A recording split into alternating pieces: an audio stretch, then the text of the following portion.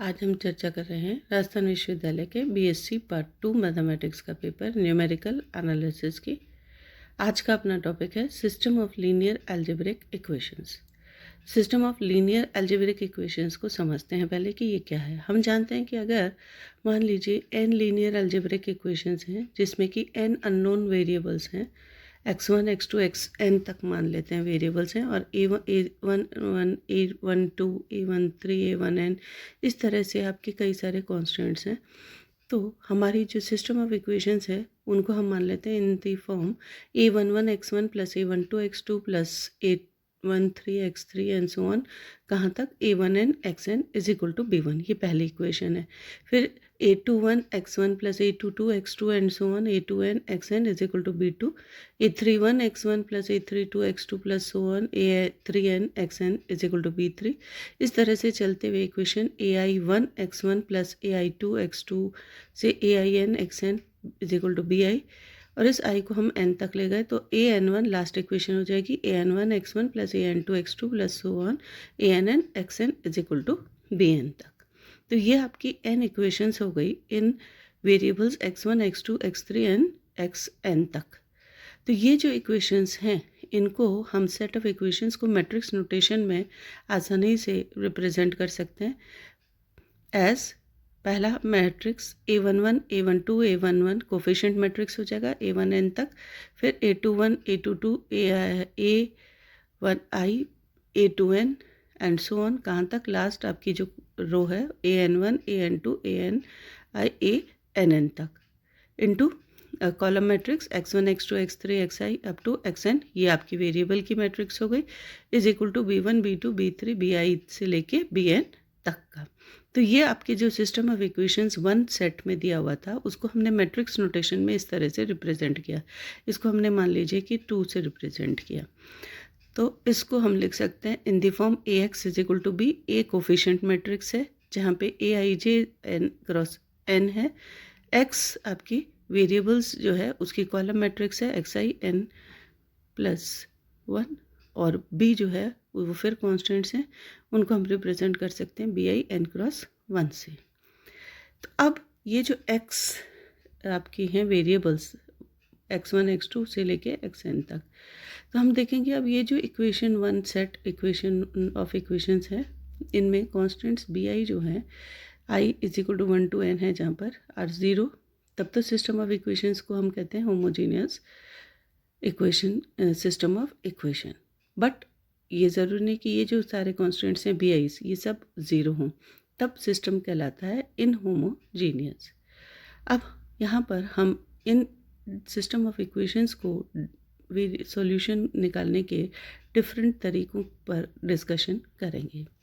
Broadly हम in different methods of solutions को 2 category में बांट सकते हैं। पहला मेथड डायरेक्ट, दूसरा इटरेटिव। तो अब ये जो 2 ब्रॉड क्लासिफिकेशन है methods of solving system of linear equations के, इनको हम डिटेल में डिस्कस करेंगे, कुछ डायरेक्ट मेथड्स कुछ इटरेटिव मेथड्स।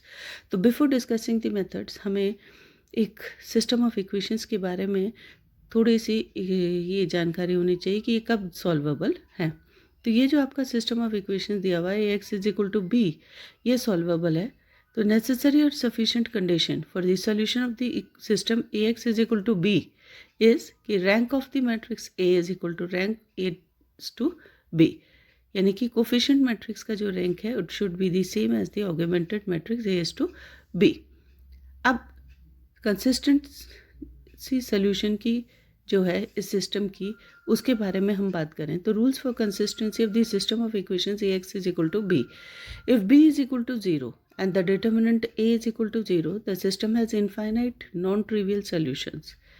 अगर b जो है मैट्रिक्स 0 है और डिटर्मिनेंट मैट्रिक्स a भी 0 है, देन द सिस्टम जो है उसमें इनफाइनाइट नॉन ट्रिवियल सॉल्यूशंस होंगे, और x is equal to 0 will be a trivial solution. x is equal to 0 तो उसको सेटिस्फाई करेगा ही, और उसके अलावा इनफाइनाइट आपके अपरिमित हल नॉन ट्रिवियल होंगे।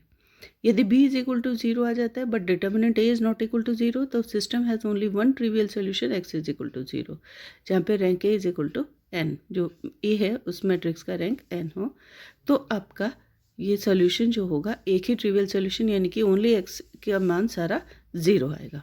अब बी अगर 0 नहीं है और डिटर्मिनेंट ए भी 0 नहीं है तो system has a unique solution and then the rank of the matrix A will be equal to rank of matrix augmented matrix as to be, और वो n के बराबर होगा। तो हम ज़्यादातर ऐसी ही इक्वेशंस को सॉल्व करेंगे जहाँ b is not equal to 0 and determinant A is not equal to 0, क्योंकि हमें यूनिक सोल्यूशन चाहिए सिस्टम ऑफ इक्वेशंस का। अब अगर b is not equal to 0 and determinant A is equal to 0 then the system is inconsistent and there will be infinite possible solutions, and in that case rank of the matrix A will be less than n। तो ये कुछ conditions थी कि हमारा जो solution है system of equations का Ax is equal to b का, वो कब आपका किस तरह का सॉल्यूशन होगा। तो हम बात करेंगे जब b is not equal to 0 and a is not equal to determinant a is not equal to 0, तब हमारा जो यूनिक सॉल्यूशन है वो कैसे निकालें, उसके लिए हम कुछ मेथड्स की बात करेंगे। तो सबसे पहले अपन बात करते हैं कुछ डायरेक्ट मेथड्स की। तो डायरेक्ट मेथड में हम देखते हैं क्या है कि some of the important direct methods are matrix inversion method, जो हम अब तक करते आए हैं कि हम इन्वर्स मैट्रिक्स लिखते हैं और उससे हम सॉल्यूशन निकाल लेते हैं मैट्रिक्स का। Cramer's rule, Gauss elimination, Gauss Jordan, Cholesky method and so on. तो हम जानते हैं कि already we are aware of the matrix inversion method. इसमें हम कहते हैं कि सिस्टम ऑफ इक्वेशन है x is equal to b, जहाँ पे determinant a is not equal to 0 तो a इन्वर्स एग्जिस्ट करेगा। तो ax is equal to b को हम रीराइट कर सकते हैं as a inverse ax is equal to a inverse b। a inverse a हम जानते हैं आइडेंटिटी मैट्रिक्स देगा, तो ix is equal to a inverse b, where a inverse हम जानते हैं क्या है, adjoint a upon determinant a। Adjoint a हम जानते हैं आपका जो ट्रांसपोज है of the cofactor matrix. Hence the solution जो होगा वो क्या देगा, x is equal to adjoint a over determinant a into b। तो इस तरह से हम अपना जो system of equation ax is equal to b है उससे x की सॉल्यूशन निकाल सकते हैं। x जो वेरिएबल्स हैं उनके मान इससे निकल जाएंगे। इसके बाद जो हमारा मेन एम है डायरेक्ट मेथड का, सबसे इम्पोर्टेंट मेथड जो हमें डिस्कस करना है वो है गॉस एलिमिनेशन मेथड। जैसा कि नाम से ही क्लियर है, एलिमिनेशन मेथड। तो यानी कि यहाँ पर हम एक एक करके वेरिएबल्स को एलिमिनेट करते हुए और फिर वेरिएबल्स के मान निकालेंगे। तो देखिए इस मेथड को समझें क्या करना है हमें। In this method coefficient matrix of the given system of equations is reduced to upper triangular system and then the unknown variables are solved by the method of back substitution. क्या करेंगे कि हम एक एक करके वेरिएबल्स को eliminate करते जाएंगे और इस तरह जो कोफिशिएंट मैट्रिक्स है वो अपर ट्रायंगुलर मैट्रिक्स में रिड्यूस हो जाएगी, और फिर हम लास्ट जो आपकी इक्वेशन रिड्यूस्ड इक्वेशन है उससे लास्ट वेरिएबल का मान निकालेंगे और फिर बैक सब्स्टिट्यूशन से हम आकर और सारे वेरिएबल्स का एक एक करके मान निकाल लेंगे। इस मेथड को हम एक बार अच्छे से समझ लेते हैं। एक इक्वेशन सिस्टम ऑफ इक्वेशंस लेते हैं। हमारा a11 x1 plus a12 x2 plus ann xn b1, a21 x1 a12 x2 and so on a2n xn is equal to b2 से लेके an1 x1 plus an2 x2 and so on ann xn is equal to bn। ये मान लेते हैं हम n variables x1 x2 xn के लिए दिए हुए n सेट ऑफ इक्वेशंस हैं। इसको हमने मान लिया 1। तो अब इस सिस्टम ऑफ इक्वेशंस को हम कैसे सॉल्व करें, तो उसके लिए हम क्या करेंगे, सबसे पहला स्टेप है कि हम एलिमिनेट करेंगे x1 from the second, third and the nth equation of the system 1। हम फर्स्ट इक्वेशन को छोड़ देंगे इस सिस्टम की और बाकी रिमेनिंग जो इक्वेशंस है उसमें से हम x1 को एलिमिनेट कर देंगे, प्रोवाइडेड कंडीशन ये होनी चाहिए कि कोफिशिएंट ऑफ x1 जो है that is a11 is not equal to 0 in the first matrix. अगर आपकी फर्स्ट इक्वेशन में x1 वेरिएबल का कोफिशिएंट 0 होता है तो हम उसको यूज़ नहीं करके हम दूसरी इक्वेशन को फर्स्ट इक्वेशन मान लेंगे जहाँ पे अपना a11 नॉन ज़ीरो हो। तो थोड़ा रीअरेंजमेंट हमें करना पड़ सकता है ये देखने के लिए कि पहली इक्वेशन में a11 not zero, second equation में a22 non zero, third equation में a33 non zero and so on, last equation में ann जो है वो नॉन ज़ीरो होना चाहिए। यानी कि जो डायगोनल होगा इस सिस्टम का, डायगोनल के जो कोफिशिएंट्स आ रहे हैं अपने वो नॉन ज़ीरो होने चाहिए, तो हम उसी क्रम में उसको यूज़ करेंगे। अन्यथा हम रीअरेंज करके ये देख लेंगे कि हमारा फर्स्ट इक्वेशन में पहला कोफिशिएंट, सेकंड में सेकंड एंड सो ऑन वो नॉन ज़ीरो बना दिए जाएं। अब क्या करें, मल्टीप्लाई करें हम फर्स्ट इक्वेशन को bye A21 over A11 and subtracting from the second equation, and multiplying the first equation by A31 over A11 and subtracting from third equation and so on।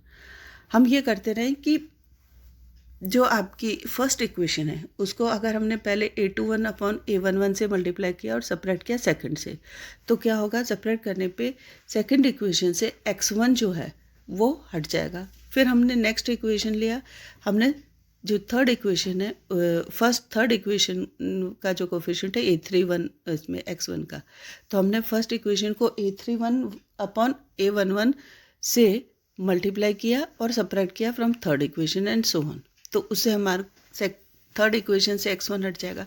तो इस तरह से हम सारी जो n इक्वेशंस है उससे x1 को हटा देंगे, तो x1 जो है सिर्फ फर्स्ट इक्वेशन में रह जाएगा, बाकी सबसे x1 हट जाएगा। ठीक है, अब इस तरह से हमारा एक नया जो सिस्टम ऑफ इक्वेशन जनरेट हुआ वो हो गया A11 x1 plus A12 x2 and so on A1n xn is equal to B1। फिर A22 डैश, क्योंकि कोफिशिएंट्स चेंज हो गए, सब्ट्रैक्ट किया और मल्टीप्लाई किया सब, तो x2 plus A23 dash x3 and so on up to A2n dash xn is equal to B2 dash. और इसी तरह से हमारी लास्ट इक्वेशन से भी x1 हट गया तो वो रिड्यूस हो गई A dash n2 x2 A dash n3 x3 plus A dash nn xn is equal to Bn dash. यहाँ A22 डैश जो होगा वो A22 minus A12 A21 upon A11 है, B2 डैश आपका B2 minus B1 A1 A21 over A11 etcetera, जो हम subtract करें multiply करके उससे हमारे कोफिशिएंट्स चेंज हो रहे हैं। ये करने के बाद जब हमारी second third and last nth equation से x1 हट गया, अब क्या करेंगे, अब हम x2 को हटाने की कोशिश करेंगे। रिमेनिंग जो आपकी इक्वेशंस हैं उनमें से फर्स्ट अपने पास आ गई x1 x2 से लेके xn वेरिएबल में, सेकंड इक्वेशन में हम x2 से xn वेरिएबल रखेंगे और रिमेनिंग से x2 को भी हटा देंगे। तो उसके लिए हमें क्या करना है कि x2 को एलिमिनेट किया थर्ड फोर्थ और nth इक्वेशन से, तो उसके लिए हमें देखना है वही कंडीशन कि A22 डैश जो है वो नॉट ज़ीरो होना चाहिए। So from the above we multiply the second equation by A22 dash over A32 dash over A22 and subtracted from the third. और इसी तरह से हम आगे बढ़ते जाएंगे, तो आपकी जो थर्ड से लेके nth इक्वेशन तक है उनमें से x2 हट गया, तो हमारा जो रिड्यूस सिस्टम ऑफ इक्वेशंस हुआ वो हुआ A11 x1 plus A12 x2 and so on A1n xn is equal to B dash. फिर A22 डैश x2 से लेके A2 dash x n B2 dash and so on up to an3 dash x3 plus ann dash xn is equal to bn double dash. इसको हमने मान ली third system of equations. इस process को हम repeat करेंगे कब तक, जब तक कि हमारे x3 x4 xn -1 एक एक करके ये सारे आपके रिड्यूस हो गए और हमारे हट गए लास्ट इक्वेशन से, जब तक कि हमें अपर ट्रायंगुलर मैट्रिक्स रिसीव नहीं हुई। और वो हमारे पास में लास्ट में क्या होगा, एक नया सिस्टम जनरेट हो जाएगा जिसमें पहले इक्वेशन में n वेरिएबल्स होंगे, सेकंड में n-1 एंड थर्ड में n-2 एंड सो ऑन, और लास्ट इक्वेशन में हमारा एक वेरिएबल रह जाएगा xn।